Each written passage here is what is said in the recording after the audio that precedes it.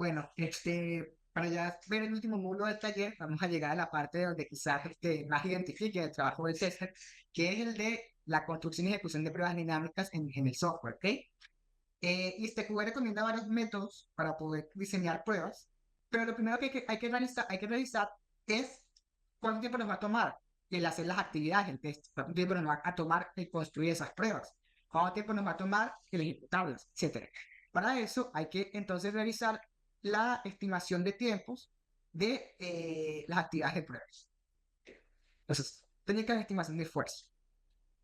Y este QB recomienda varias técnicas de estimación de esfuerzo, varias maneras, varias metodologías para intentar, desde un principio, desde la planificación del desarrollo del software, cuánto tiempo nos va a tomar, por ejemplo, como les decía, construir las pruebas, ejecutarlas, etcétera.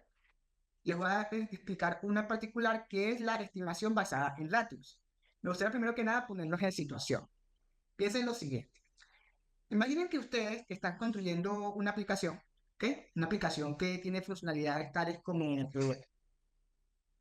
aplicación que tiene actividades tales como un login, registro de usuario, listado de registros, el CRUD, típicas, digamos, módulos que siempre aparecen en gran cantidad de aplicaciones. Es más, su empresa o ustedes mismos, como el freelancer, ya han tenido acceso o ya han construido soluciones similares a las que les está pidiendo este último nuevo cliente. Piensen lo siguiente. En un primer proyecto, en un proyecto 1, el esfuerzo en horas para poder desarrollar una aplicación similar fue 800 horas en cuanto a desarrollar, en cuanto a escribir el código. Y el esfuerzo para las pruebas, es decir, la construcción de casos de prueba, la ejecución, etcétera, la planificación, fue 80 horas en ese proyecto. Ese para el proyecto 1. Ahora en un proyecto número 2, también del pasado, fueron 1200 horas para desarrollar un software similar y 260 para el esfuerzo de las pruebas. El proyecto número 3 fueron solamente 600 horas de desarrollo y 140 horas de esfuerzo. Y en un proyecto 4, 1000 horas de desarrollo y 240 horas de esfuerzo de pruebas. La idea con la estimación basada en ratio es que nosotros, al final de cada proyecto que ya hemos realizado, llevemos ciertas métricas, en este caso la métrica del tiempo, de cuánto nos toma desarrollar, cuánto nos toma probar el código. ¿Okay? Y a partir de aquí intentemos derivar, mediante una simple estimación por promedio, cuánto tiempo nos tomaría para este proyecto número 5 del futuro ejecutar las pruebas. Pensando en lo siguiente. El equipo de desarrollo nos estimó que para poder desarrollar esta última versión del software, este último proyecto, van a requerir alrededor de 1500 horas de desarrollo. Para esta métrica sería tomar el promedio primero de las horas de esfuerzo de desarrollo. Tomamos entonces que 800 horas del primer proyecto más 1200 del segundo proyecto serían 2600 del tercero y 1000 horas del cuarto dan igual a 3600 horas en total. Como es un promedio, tenemos que dividir entre 4. Recuerden que el promedio es la suma de los valores entre la cantidad entre la cantidad. Son 900 horas de desarrollo, ¿ok? En promedio, que tardan para hacer proyectos similares. Y en cuanto a horas de esfuerzo, tenemos 80 más 260 horas, más 140, más 240. Eso da un total de 720 entre 4, nos da 180. Si pensamos que 900 entre 180, hacemos una división, y eso nos da 5. Es decir, que por cada por cada 5 horas de desarrollo, nos toma una hora de esfuerzo para pruebas. Es decir, que si este último proyecto nos tomaría, en teoría, ¿no?, según la estimación de desarrollo, 1500 horas de esfuerzo, se traduciría en 300 horas de tiempo de pruebas, como una aproximación. ¿Vale? Esta es la lógica de esta métrica. Es buscar, en base a proyectos del pasado, cuál sería la posible cantidad de tiempo que nos tomaría un proyecto similar del futuro. Aquí podríamos caer en la tentación muy jugosa de buscar, por ejemplo, en Google y preguntar, bueno, voy a ver cuánto una empresa similar, otras empresas les tomaría hacer un software similar. Lo podríamos buscar en Google, preguntarle a un ChatGPT, a una IA, lo que sea. ¿Cuánto tiempo tomaría? Eso es un error. ¿Okay? cada empresa o cada individuo debería tener una métrica personal del tiempo que le toma hacer las cosas, porque digamos, no todos somos iguales. No todos somos iguales y el tiempo que, por ejemplo, a Google le toma escribir una aplicación a un ingeniero en Google o un ingeniero en AWS o incluso uno más cercano a nuestro nivel, no necesariamente es el mismo que nuestra organización particular tiene como tiempo estimado. Lo mejor es que tu propia organización o tú mismo te tomes tu tiempo, te tomes tus tiempos, los anotes en la parte de las métricas. No sé si recuerdan cuando veíamos las actividades de prueba o el ciclo de vida de desarrollo del software, que es importante llevar las métricas de todo lo que hacemos y a partir de allí derivemos el tiempo nuestro para cada actividad. ¿Ok? Por ejemplo, en Acorde utilizamos una estimación basada en la metodología COSMIC para estimar el tiempo de esfuerzo para el desarrollo de las actividades y ya tenemos una cierta correlación entre cantidad de puntos de función COSMIC, que es una tecnología, perdón, es una métrica muy particular, de que eso estudio, tal vez lo ven en el taller de Scrum, se les pueda comunicar, estimación funcional COSMIC, exacto, y dependiendo del lenguaje, la cantidad de horas de desarrollo estimadas que toma desarrollar ese tipo de funcionalidades. Entonces, ya a partir de allí, para Core International, sacamos el promedio. Perfecto. Entonces, avanzamos al siguiente ítem. Una vez que sabemos cuánto tiempo nos va a tomar realizar ciertas actividades, ahora tenemos que pasar a cómo podemos construir nuestras matrices de pruebas, cómo podemos empezar a meterle casos de prueba a esa matriz. ¿Okay? Hay diferentes tipos de pruebas que podemos realizar como aseguradores de la calidad. Uno de ellos son las pruebas de caja negra, que básicamente se encargan de evaluar el sistema basándonos en las especificaciones de la documentación, es decir, lo que el cliente nos pidió. Y en realidad no nos importa cómo está construido por dentro esa solución. Es decir, si en cualquier momento nosotros queremos cambiar la implementación del software, por ejemplo, cambiando el lenguaje de programación, la manera en que está codificado internamente el software, pero el resultado final de lo que queremos que haga la aplicación no lo variamos, nuestras pruebas de caja negra, en cuanto a su estructura, seguirían sirviendo.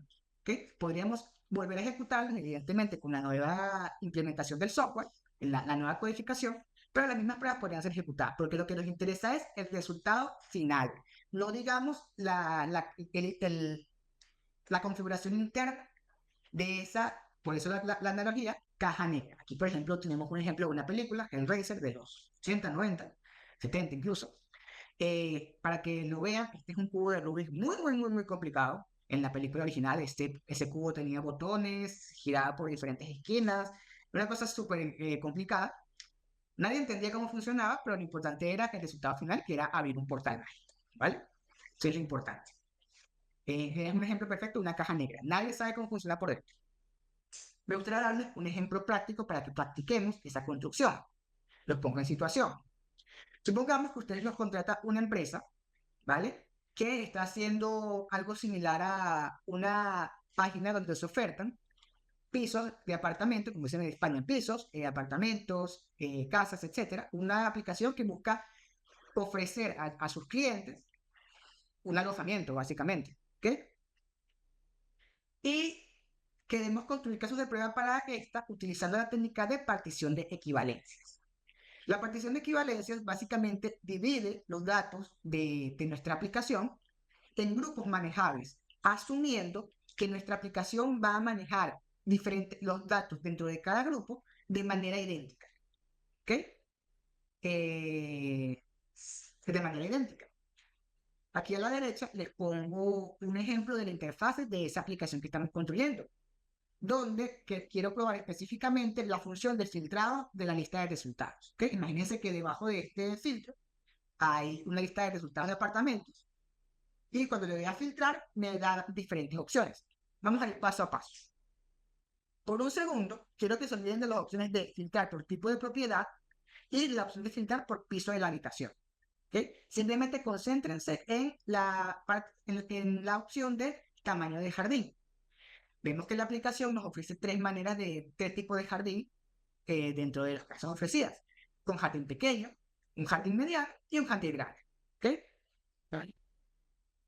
En este caso particular podríamos hablar de tres particiones. ¿Por qué? Porque cuando buscamos por jardín pequeño deberíamos mostrarnos únicamente casas donde jardín, por ejemplo, hubiese tal vez 4 metros de metros cuadrados, por decir un ejemplo así dado, por cierto.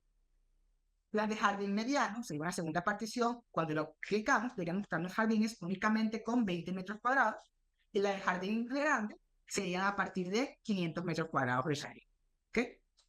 Ahí ya tenemos 3 particiones y deberíamos tener entonces 3 casos de prueba para probar qué ocurre con la aplicación cuando le damos a un jardín pequeño y verificar que los resultados de la lista sea solamente de jardines que tengan, como les dije, menos de 4 metros cuadrados, una de jardín mediano, un caso de prueba para jardín mediano y un caso de prueba para jardín grande. ¿Ok? Cuando las opciones son tan sencillas y tan poquitas, parece muy sencillo el tema de la partición de equivalencia, ¿no? Simplemente un caso de prueba por partición, pero no es tan simple, porque la idea aquí es, recordemos que las pruebas exhaustivas son imposibles, ¿vale? No hay manera de que, aquí evidentemente son pocas opciones, pero imagínense que en este caso pusiésemos países. Imagínense que en vez de una opción más del filtro fuese la cantidad de países en qué país estamos ubicados. ¿Cuántos países hay en el mundo? 130. Vamos a construir 130 casos de prueba, una para cada país. Demasiadas opciones, ¿verdad? No tendría sentido. Nada más en Venezuela tenemos 24 estados, se quiere decir cuántas municipalidades, cuántos distritos, etc. Entonces, voy a darles una versión avanzada y espero que ustedes me van a ayudar a construir la cantidad de casos de prueba. Piense que para garantizar que la partición de equivalencia se hace correctamente, debe ejecutarse por lo menos una vez, en un caso de prueba, por lo menos una vez cada partición. ¿Ok? Vamos a agregar ahora los pisos de las habitaciones. O sea, tenemos ahora 2 filtros: tamaño de jardín y piso de la habitación. Los pisos pueden ser 1, 2, 3, 4, 5, infinito. ¿Ok? Yo les preguntaría, ¿cuántos casos de prueba, no particiones, cuántos casos de prueba ustedes agregarían a su matriz para garantizar una cobertura del 100% utilizando el método de partición de equivalencias? ¿Cuántos casos de prueba agregarían ustedes? Yo lo vería de la siguiente manera. Deberíamos probarlo con un piso 1 para un jardín pequeño, un piso 2 para un jardín mediano o grande, ¿okay? Para garantizar que el software en efecto está haciendo cierta filtrado de los jardines, ¿okay? Y luego una búsqueda con piso 2, y donde en teoría el jardín no debería importar, no debería ni siquiera dejarse seleccionar nada, porque en el piso 2 en adelante ya no hay jardines. ¿Ok? Y para los pisos superiores, 2, 3, 4, 5, 6, 7, ¿ok? Recordemos el tema de la partición de equivalencias. Si yo digo que el software va a procesar de igual manera cualquier apartamento por encima del piso 1, porque los de piso 1 por encima no tienen jardín, así que no debería darme la opción de buscar nada en jardín, no tendría que ejecutar también la opción de piso 3, piso 4, piso 5, hasta piso 500, porque son demasiadas opciones.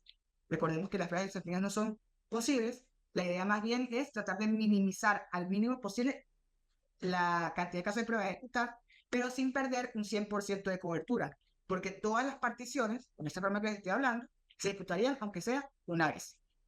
Yo creo que lo más complicado de entender la partición de equivalencias es ponernos en entender un poquito la lógica del código, ¿ok? Y pensar cuáles datos el software debería tratar de manera distinta o no. Te doy otro ejemplo. Ponte tú que tienes una aplicación que se me ocurre una vez que me pasó incluso, me acuerdo incluso de la aplicación que me ocurrió, una aplicación que tiene que mandarte una felicitación de cumpleaños a los usuarios que se registren. Entonces, cada usuario como se registra, pone su fecha de nacimiento, ¿ok? Pone que, por ejemplo, yo soy el 6 de agosto, pongo 6 de agosto y cada 6 de agosto, cada año, te mando una felicitación. Supongamos que Andreina, tú ves que algo de octubre, ¿no? De octubre, 28. 28 de octubre. Cuando Andreina se registra y pone 28 de octubre, le manda una felicitación cada 28 de octubre. ¿Ok? En teoría, si yo voy por partición de equivalencias, no tiene sentido que yo haga pruebas con cada uno de los 365 días del año, porque en teoría, con que yo haga uno, ya todos los demás deberían comportar de manera igual, ¿verdad? Todos los demás en esa época del año deberían comportarse igual. Va a funcionar igual porque todas las fechas funcionan igual. Es lo mismo el código. ¿Con cuál fecha es lo que ustedes creen que no funcionó eso? El 29 de febrero. 29 de febrero. 29 de febrero. Cuando no era año bisiesto, a esa persona no la felicitaban. No le mandaban nada porque llegaba 28 de febrero, después 1 de marzo, y esa persona se quedaba sin cumpleaños, no le mandaban torta para su casa, o pastel, como dicen en otros países. fue un ejemplo tonto, pero aquí la experiencia o la malicia sería darse cuenta de que el 29 de febrero hay que procesarlo de una manera ligeramente distinta al de las otras 365 fechas y sería una partición diferente. El 29 de febrero es una partición diferente a las otras 365 posibles fechas del año. Además, me gustaría ya para cerrar estos dos puntitos nada más, recordemos también el principio de pruebas que nos indica que las pruebas se desgastan, ¿ok? Así que, como ven, dice, tal vez probar el mismo número una y otra vez no sea lo ideal, sino que entre diferentes funciones en regresiones sea buena idea variar las pruebas, ¿ok? Por lo general se combinan técnicas de diseño de casos de prueba. Exacto. ¿Qué es lo que digo? Gracias a Alexis, que es que, bueno, por temas del tamaño del taller, el tiempo que tenemos, no les estoy explicando otro tipo de técnicas de prueba de caja negra, perdón, pero hay otra que, por ejemplo, se llama la de valores límites, ¿ok? Análisis de valores. Análisis de valores límites, que tiene dos vertientes. Una, donde se toman solamente dos valores posibles para este tipo En los extremos. en los extremos, para determinar cuáles datos tomamos para la prueba, y una versión donde se toman tres valores, donde por fuerza se repite aunque sea una vez una misma partición. ¿Okay? Dentro de una misma se tomaría, en el caso de 3 puntos, dos valores de una misma partición. Exacto. Por temas de tiempo no le podemos dar todas estas técnicas, porque incluso hay más todavía, hay como Hay también tabla de decisión, tablas de decisión. que esa es como la que vimos en la universidad, lo que estudiaron programación o algo que tenga que ver con sistemas de las tablas de decisión. Pero bueno, aquí lo que queríamos transmitirles era la cantidad mínima que necesitan para ejecutar un 100% de cobertura, ¿vale? ¿Okay? La prueba de caja blanca, como ven en este ejemplo de un joystick, donde en vez de una carcasa, digamos, mate o opaca, podemos ver tranquilamente el interior porque es transparente y vemos, por ejemplo, cada transistor que tiene por dentro, la tarjeta madre, los gatillos, cómo funciona internamente el mando. ¿Por qué? Porque las pruebas en caja blanca lo que evalúan es la implementación de cómo está construida la estructura interna del sistema. Es lo que le interesa, cómo fue implementada la solución. ¿Ok? Para explicarles un poquito en qué se basa esto, vamos a evaluar la técnica de construcción de pruebas basadas en las sentencias, ¿okay? En pruebas de sentencia. Vean el siguiente flujograma. Tenemos una aplicación donde el usuario debe identificarse en una especie de login, ¿okay? Y hay dos tipos de usuarios posibles que pueden ingresar, los usuarios miembros y los usuarios regulares, ¿vale? Los usuarios, buenas noches, de buena retirarme, muy buena explicación, los tengo. Gracias por el aporte. Muchas gracias por el tiempo. Gracias. Los usuarios miembros, cuando contratan el servicio que estamos ofreciendo, vamos a suponer que es algo tipo Uber, que es un servicio de taxis tipo Uber, ¿okay? Se les ofrece un descuento por ser miembros de la aplicación, por tener ya, por ejemplo, un registro muy largo de viajes con nosotros, tal vez pagan una cuota adicional, una tarifa plana, etc. Se les ofrece un descuento. Mientras que a los que no son usuarios miembros, son usuarios regulares, se les ofrece la tarifa completa. Se hace la facturación y termina la secuencia del programa. ¿Okay? Estamos desarrollando precisamente la parte de la facturación de la aplicación. Y queremos probar entonces las sentencias de código internamente de cómo fue implementada la solución.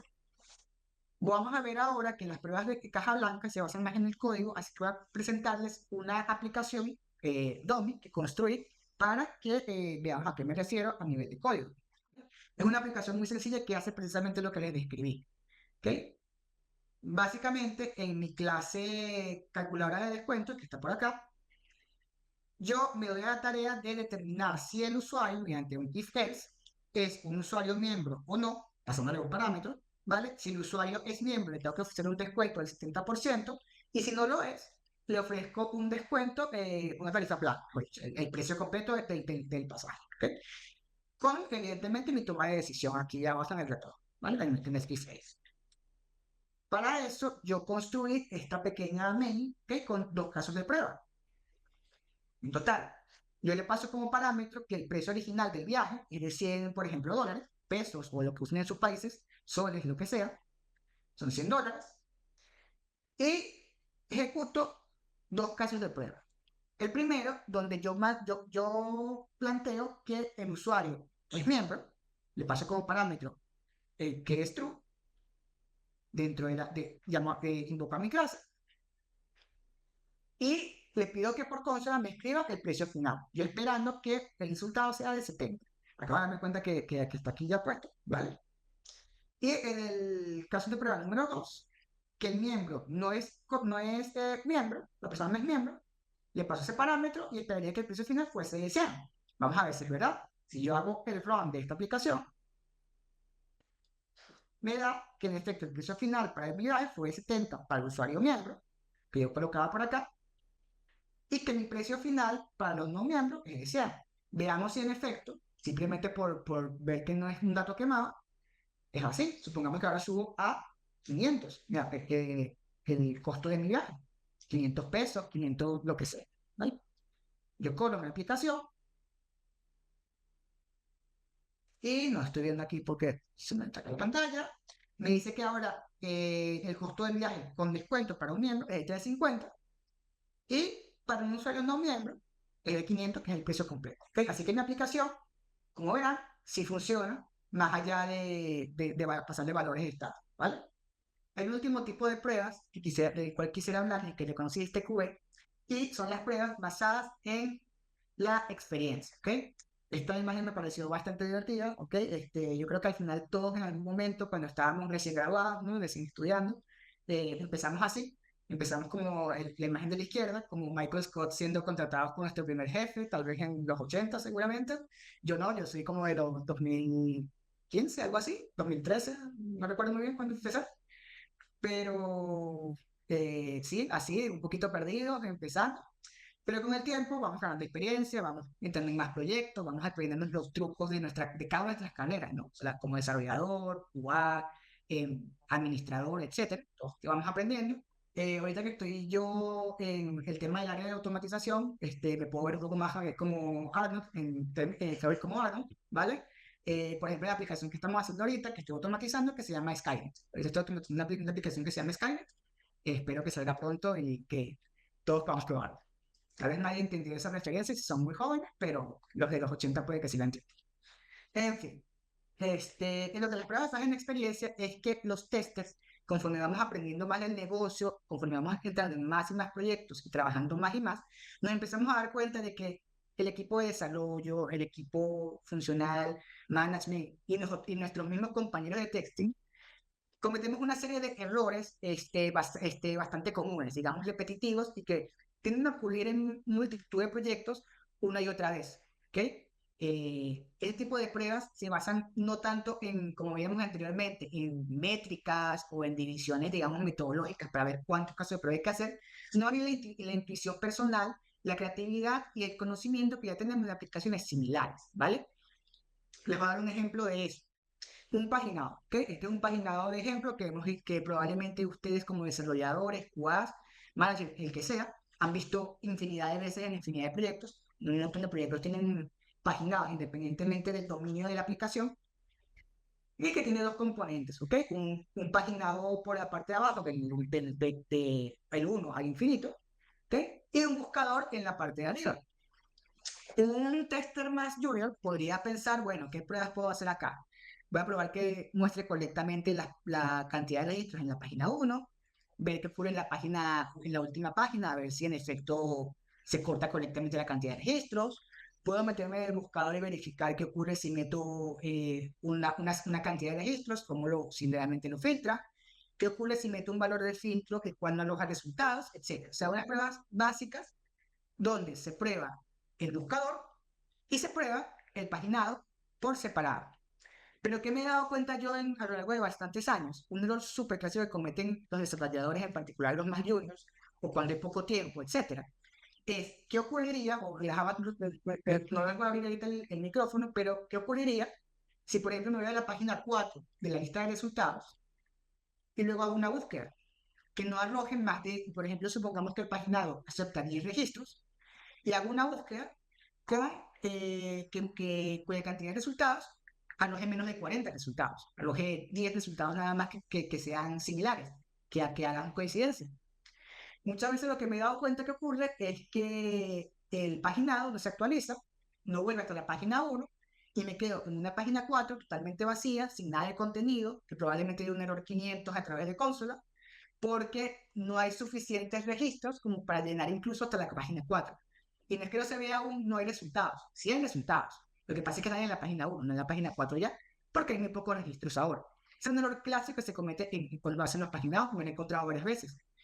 Ya con el tiempo uno va comunicándole eso a los desarrolladores y con suerte dejan de cometerlo en futuros proyectos, pero es un error clásico que van a encontrarse en cualquier empresa que trabaje con quien sea que tengan de empleado. Para finalizar, me gustaría mostrarles un ejemplo práctico de esto. Por favor, abre, Carlos, el link que te comuniqué de una página de login, de ejemplo. ¿Ok? Y aquí tenemos una página de login clásica que harán que hemos construido en infinidad de ocasiones. Nos pide un username y un password y ya nos dice que ingresando el username student y la password 123 nos va a dejar ingresar a la aplicación. ¿Ok? Uno podría pensar, bueno, ¿qué clase de prueba podemos probar? ¿Qué ocurre si meto valores válidos que me deje entrar a la aplicación? Si ingreso valores inválidos que no me deje entrar, etc. ¿Qué error yo veo que cometen muchas veces y que me encuentro muchas veces y que, por ejemplo, no está bien documentado en los requerimientos o el desarrollador no lo hizo porque se lo olvidó, lo que sea? Intenta, por favor, ingresar, Carlos, en el username un texto muy largo. Muy largo. O sea, repite letras infinidad de veces.